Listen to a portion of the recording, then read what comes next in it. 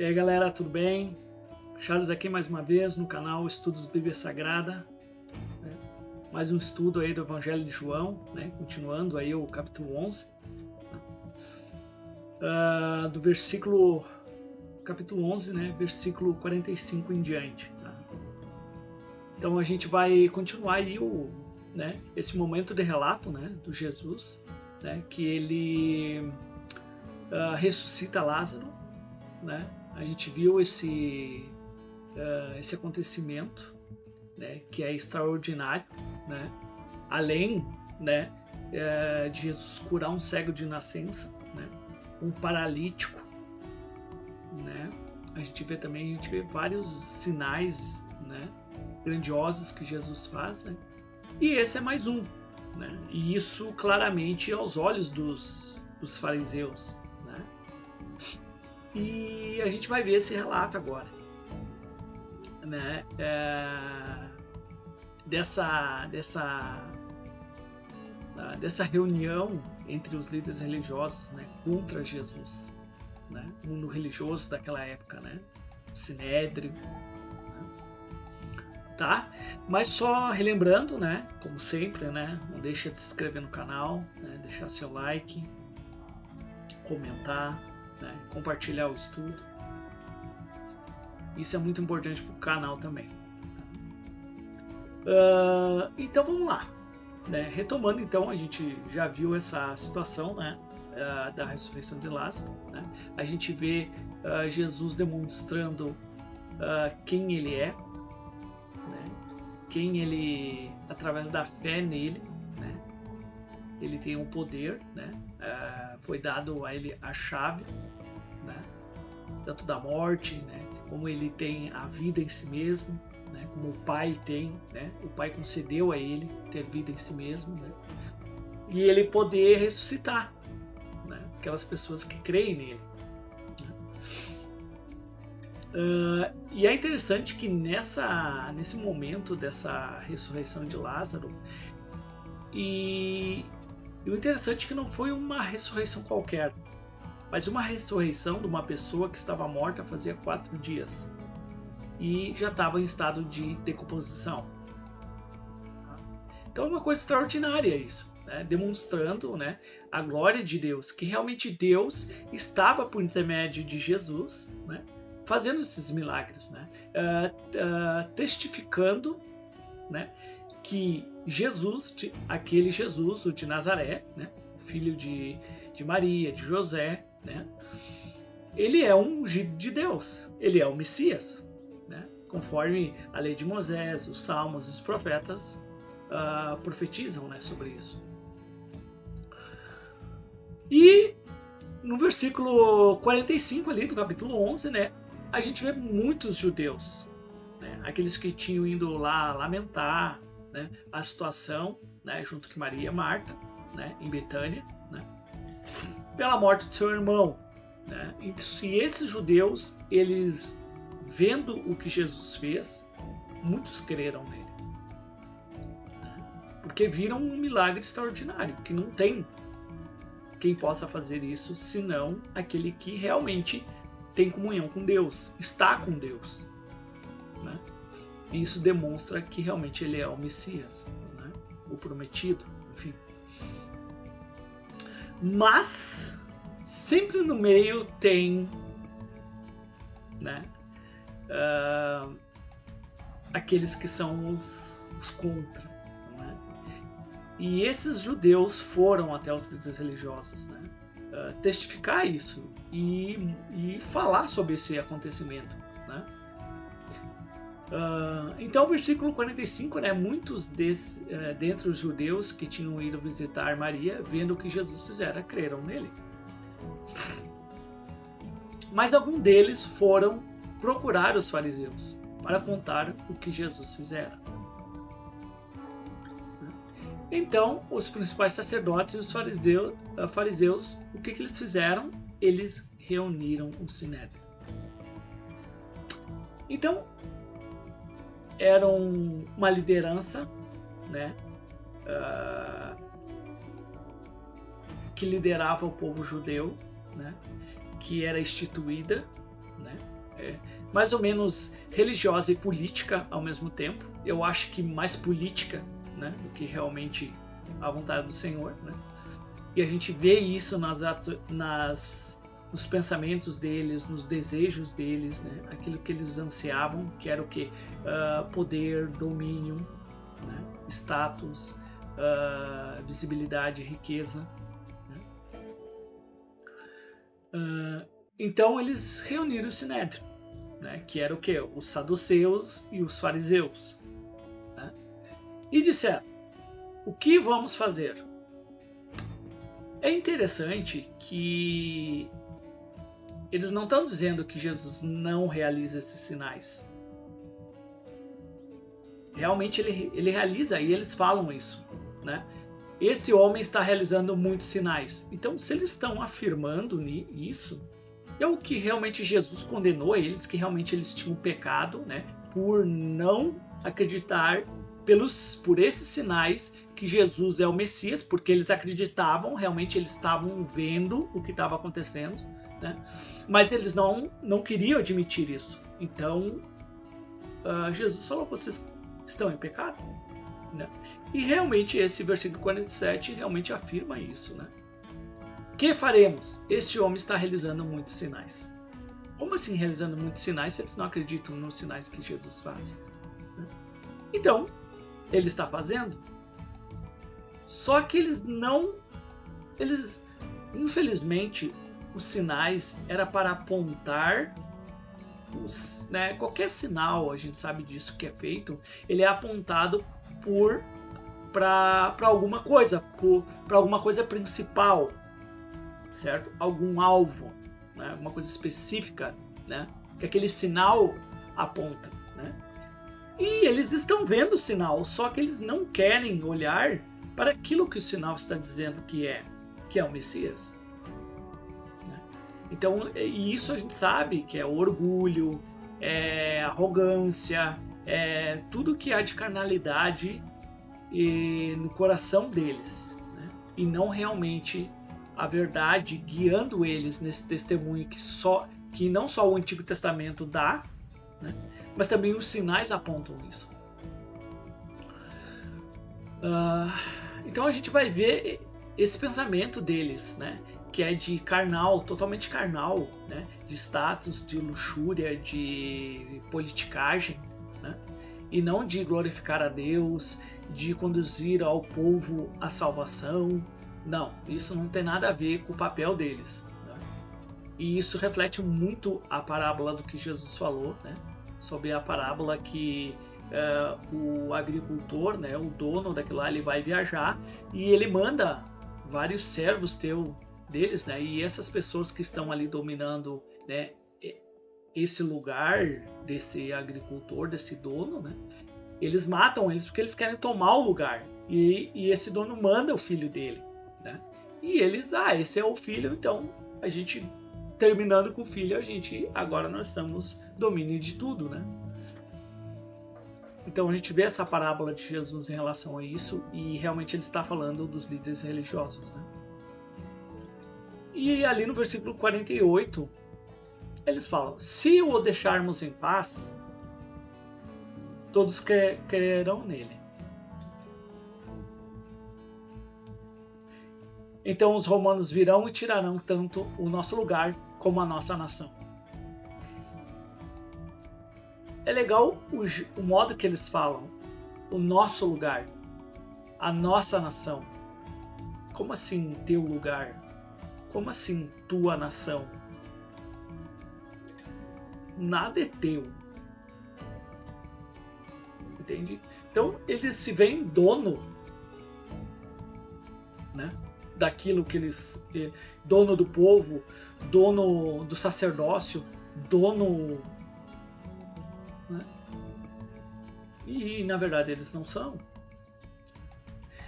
Só que daí Deus, sempre fazendo a vontade dele, né, e usando o espírito dele para profetizar, né, ele usa o sumo sacerdote Caifás, né, para profetizar, para aquilo que Deus já tinha profetizado através dos profetas, como Isaías 53, principalmente, né? Salmo 22. Então, que mostra esse servo sofredor, que isso tinha que acontecer. Né? Então, Deus ele interage na história, até nesses momentos bem críticos, né? Para guiar o povo a realizar aquilo que Deus quer, que tem que acontecer. Né?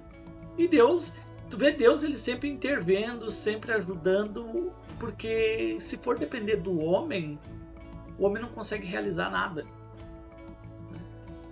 Deus sempre tem que estar intervindo, né? E Deus ele faz o quê? Faz Caifás profetizar. Né? Um deles, porém, chamado Caifás, que era o sumo sacerdote naquela época, né? Naquele ano, disse-lhes: vós não sabeis de nada.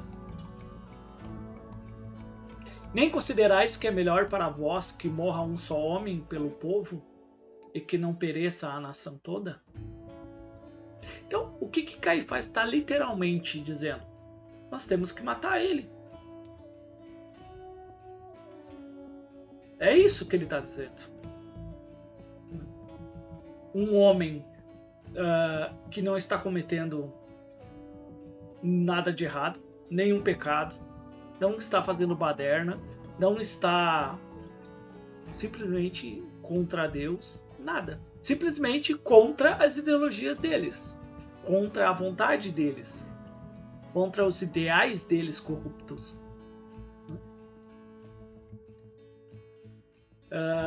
Então, o que eles fazem? Já que a gente não consegue ganhar no argumento, na violência, fazer ele calar, vamos matar ele. E isso é a parte carnal mesmo, né? Maligna do homem. E isso a gente... É assim que as pessoas agem, né? Na política, em qualquer tipo... Principalmente na política, né? Nos governos, em qualquer sociedade, né? Até pessoas discutindo sobre opiniões, né? Pessoas que não ganham, o que elas fazem? Elas te ameaçam, elas tentam destruir a tua imagem, elas partem para a violência e, em último caso, elas vão te apagar do mapa. É isso, o mal. Né? Então aqui ele está profetizando para que aquilo, a palavra de Deus se confirme, né? E que ele morra, né? E ele vai dizer 51. Então é legal que o versículo 51, o que João está declarando, isso não vem da mente de Caifás. Caifás ele não está tendo essa ideia. Até porque se Deus não intervisse aqui, eles não iam fazer nada. Não ia acontecer nada. Eles iam só perseguir Jesus e não ia acontecer nada. Então o que Deus faz? Intervém, né? Para que a vontade dele se confirme. Né? E é isso que João está dizendo no versículo 51. E isso não é ideia de Caifás. Né? Ele fala, mas ele não disse isso por si mesmo. Pelo contrário, sendo um sumo sacerdote naquele ano, ele o quê? Profetizou. Então, profetizou é o quê? É o Espírito do Senhor que falou por intermédio dele. Que Jesus iria morrer pela nação. Ele tem que morrer. Até porque a palavra de Deus já tinha profetizado isso, que tinha que ser sacrificado o cordeiro. Né?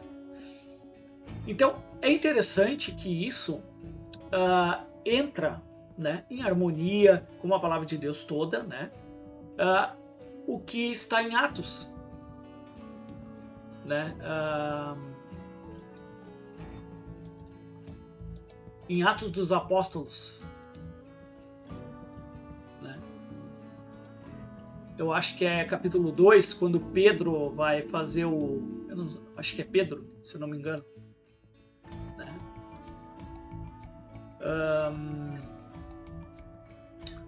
Deixa eu olhar aqui.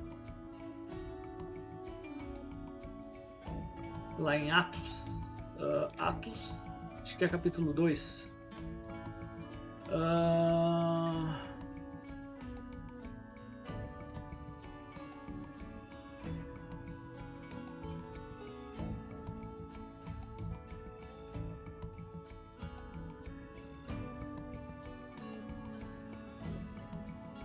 É aqui, isso aí, é Atos 2, tá? No discurso de Pedro, tá? Versículo 22 a 23. Ele vai dizer: Homens israelitas, escutai essas palavras. Jesus, o Nazareno, que é de Nazaré, né? Homem aprovado por Deus entre vós com milagres, feitos extraordinários e sinais, que Deus realizou entre vós por intermédio dele.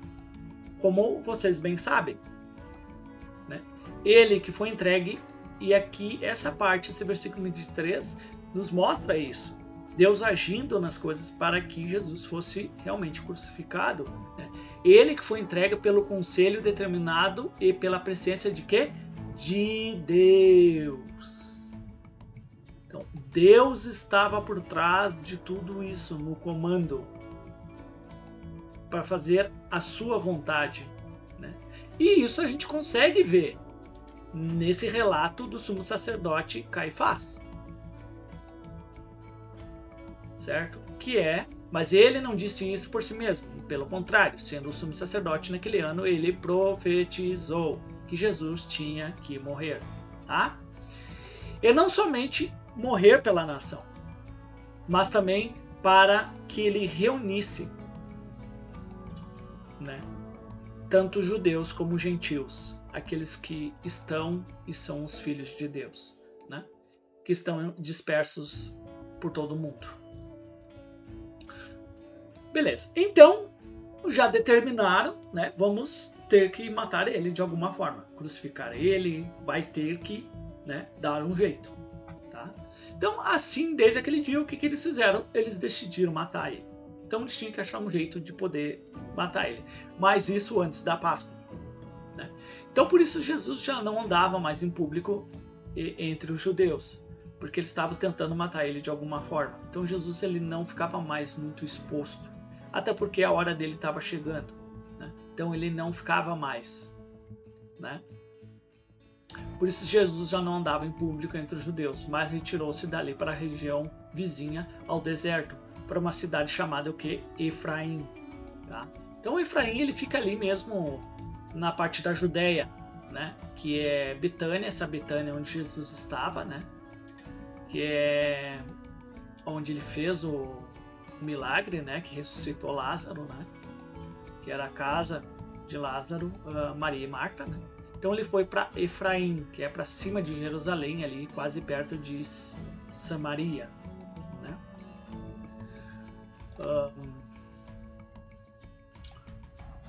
Beleza. E lá permaneceu com o quê? Com seus discípulos, tá? Até dar uma acalmada, o que dá a entender, né? Dar uma baixada na poeira, né? Beleza?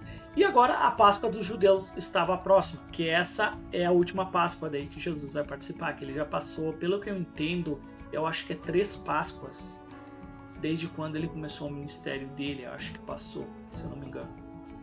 É 3, porque ele começou com 30, foi 33, eu acho que é 3 Páscoas, tá? Se eu não me engano. E essa aqui é a última, né? Que a Páscoa dos judeus estava próxima. E antes que ele chegasse, muitos daquela região subiram a Jerusalém para assim se purificar. Que tinha um tempo de purificação, né? Para poder assim fazer as festas, né? Tanto a Páscoa, os pães asmos, né?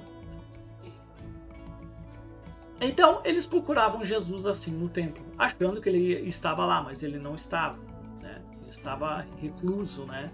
Longe dos holofotes, né? Se dá para dizer assim.